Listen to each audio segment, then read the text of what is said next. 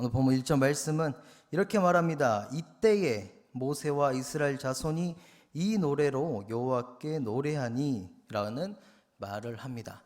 지금 이때라라는 이 말을 이해하기 위해서는 우리가 출애굽기에 나왔던 사건들을 하나하나씩 짚어가면서 나아갈 필요가 있습니다. 첫 번째는 이스라엘 자손들이 하나님께 받았던 은혜는 어떤 은혜였냐면, 하나님께서 애굽 사람들이 섬기고 있던 우상으로 여겼던 10가지의 신들을 무너뜨리기 위해서 애굽 땅에 10가지 재앙을 내리신 것을 우리가 알 수가 있습니다. 첫 번째는 피, 두 번째는 개구리, 세 번째는 이, 네 번째는 파리, 다섯 번째는 가축병과, 여섯 번째는 종기, 일곱 번째는 우박과, 여덟 번째는 메뚜기, 아홉 번째는 흑암, 만약 열 번째는 장자의 죽음을 통해서 애굽이 믿고 있는 사람들이 믿고 있는 모든 이방 신들을 무찔른 것을 우리들은 알 수가 있습니다. 그래서 하나님의 이 이방 신을 무찔렀던 이 사건은 출애굽기 7장 5절 말씀 보면 하나님께서 이렇게 말씀하십니다. 내가 내 손을 애굽 위에 펴서 이스라엘 자손을 그 땅에서 인도하여 낼 때에야 애굽 사람이 나를 여호와인 줄 알리라 하시매라고 말씀하십니다. 이 10가지 재앙을 통해서 애굽 사람들은 자신이 믿고 있었던 신이 거짓 신이고 이스라엘이 믿는 하나님 여호와 하나님이 곧 진정한 하나님이라는 것을 깨닫게 하셨습니다. 하지만 이스라엘 백성들 같은 경우에는 그 재앙을 내리신 것을 보았음에도 불구하고 이방 신들이 패하는 모습을 보았음에도 불구하고 그들은 하나님을 찬양하지 않았습니다. 그리고 출애굽을 할 당시에 하나님께서는 그저 이스라엘 백성들을 애굽에서 탈출시키신 것만이 아니라 이스라엘 백성들에게 은혜를 입히셨다라는 사실을 성경을 통해서 기록하고 있습니다. 하나님께서는 이스라엘 백성들에게 어떤 은혜를 입히셨냐면 출애굽기 3장 21절과 21절 2절 말씀을 보면은 내가 애굽 사람으로 이 백성에게 은혜를 입히게 할지라 너희가 나갈 때 빈손으로 가지 아니하리니 여인들은 모두 그 이웃 사람과 및 자기 집에 거류하는 여인에게 은폐물과 금폐물과 의복을 구하여 너희의 자녀를 꾸미라. 너희는 애굽 사람들의 물품을 취하리라 라고 말씀하셨습니다. 그래서 우리가 주의 깊게 알아야 될 것은 무엇이냐면 이스라엘 백성들은 400년이라는 시간 동안 노예 생활을 했던 사람들입니다. 그렇다면 그들이 가지고 있는 금이 있었을까요? 그들이 은을 가지고 있었을까요? 그들이 의복을 가지고 있었을까요? 그들이 가지고 있는 것은 아무것도 없었습니다. 그저 가진 것이라고는 흙더미 하나뿐이었고 흙으로 세웠던 집만이 그들이 가진 것의 전부였습니다.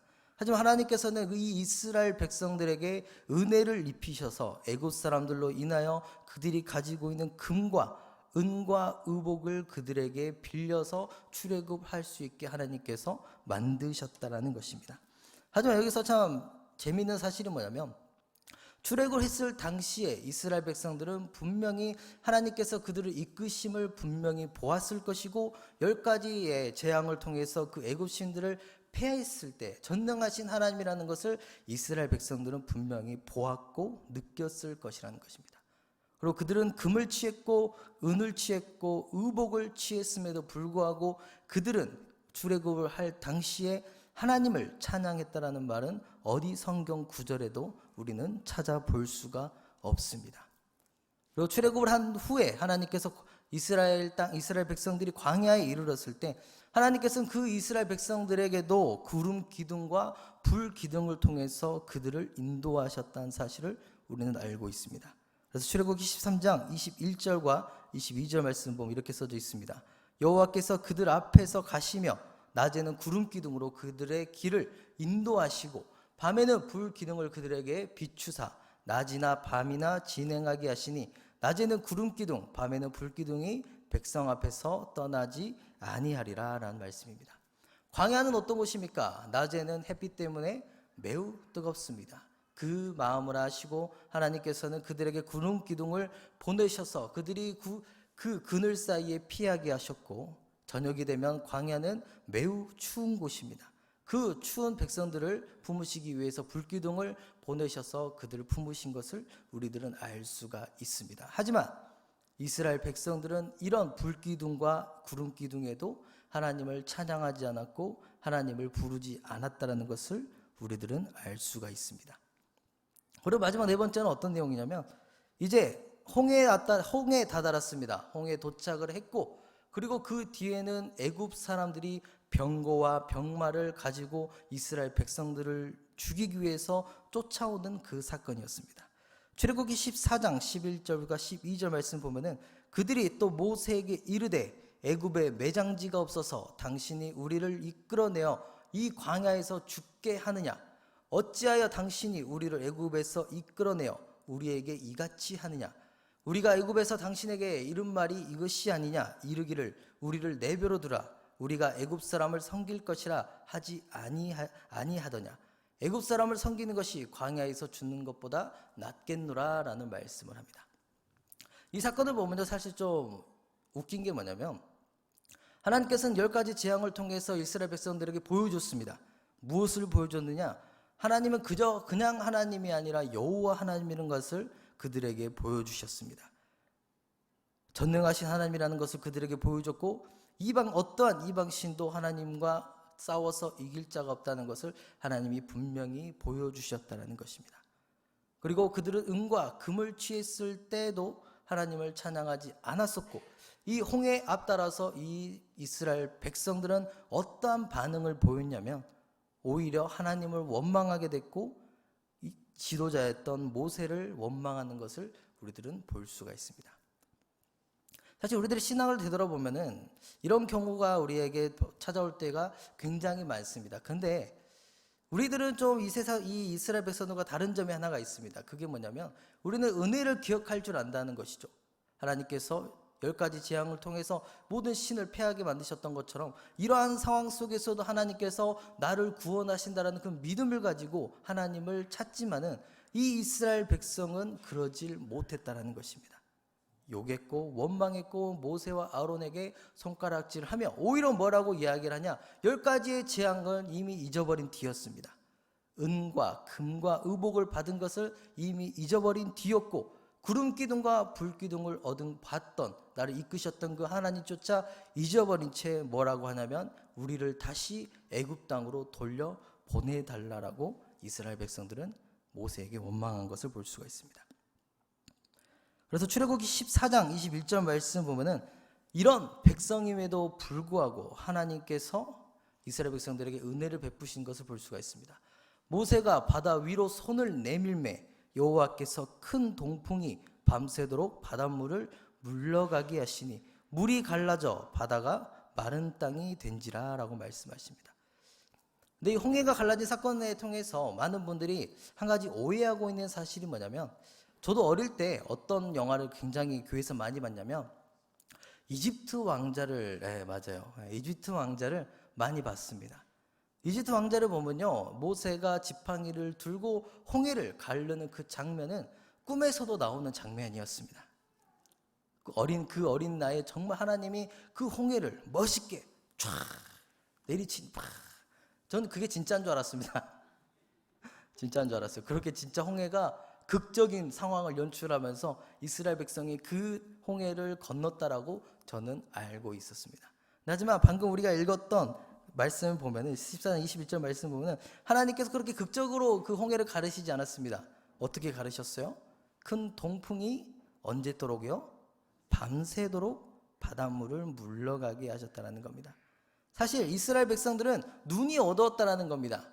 밤새도록 홍해를 가르셨다라는 것은 잠깐만 이 문제에서 내 시선을 잠깐만 돌리면은 하나님께서 나를 위해서 준비해 놓으신 이 홍해 갈라짐을 분명히 이스라엘 백성들은 볼 수 있었지만은 이스라엘 백성들은 눈이 막혀 있었습니다. 귀가 막혀 있었습니다. 왜냐? 자기 눈앞에는 지금 자기들 자신이 어떤 수를 써서도 건너지를 못할 홍해가 자기들 눈 앞에 있었고 자신의 뒤에는 애굽의 병거와 병마가 자신을 죽이기 위해서 코앞까지 와 있었기 때문에 그들은 하나님의 은혜를 보지 못했다는 것입니다.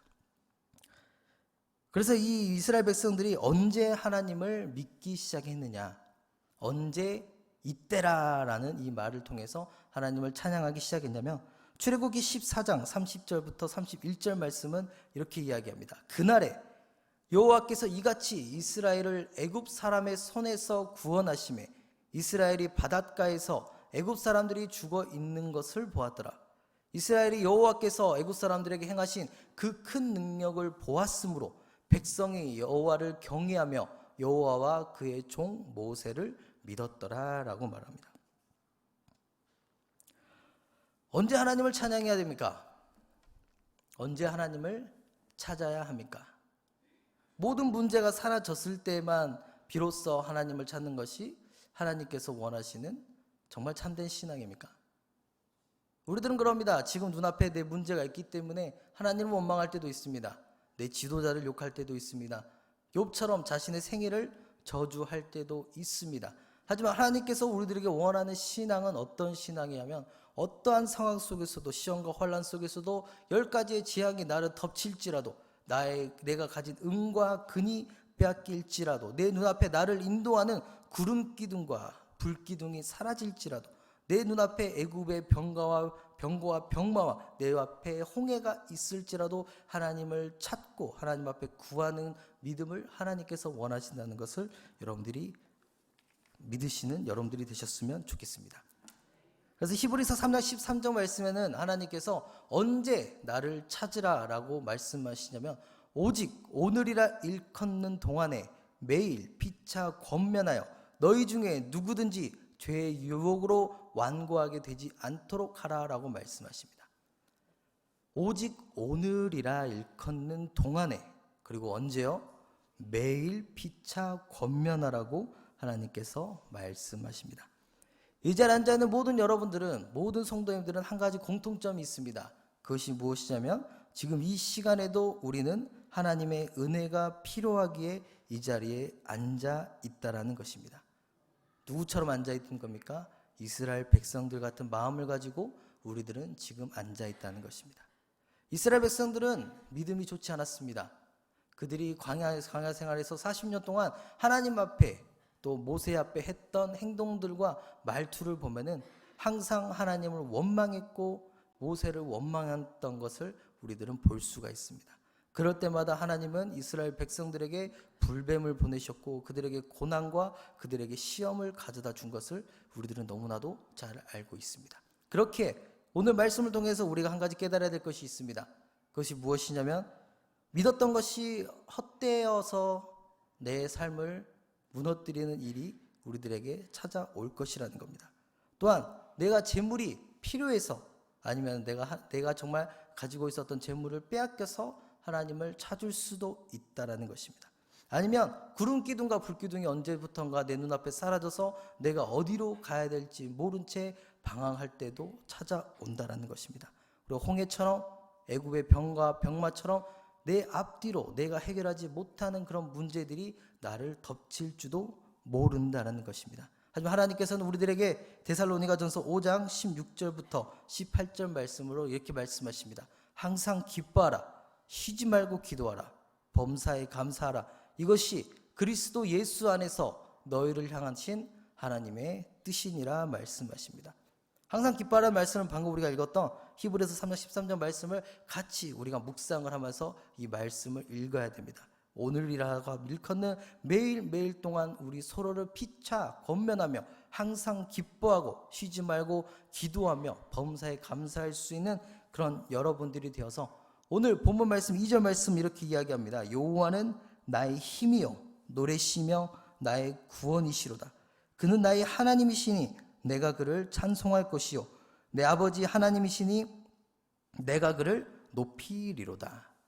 어떤 문제와 어떤 상황에 찾아올지라도 하나님께서 지금까지 나를 이끄셨다는 것을 잊지 않는 여러분들이 되셨으면 좋겠고 지금도 하나님께서는 나에게 구름 기둥과 불 기둥을 통해서 세상 속에서 방황하는 저희를 인도하고 계신다는 것을 꼭 잊지 않는 여러분들이 되셨으면 좋겠고 마지막으로 어떤 문제가 여러분들에 찾아와서 여러분들이 해결하지 못하는 그런 문제가 여러분들을 덮치고 여러분들을 슬프게 하고 여러분들을 눈물을 흘리게 할지라도 하나님은 지금도 밤새 홍해를 가르시고 여러분들이 피할 길을 예비해 두고 계신다는 사실을 기억할 수 있는 여러분들이 되시기를 주님의 이름으로 축복합니다.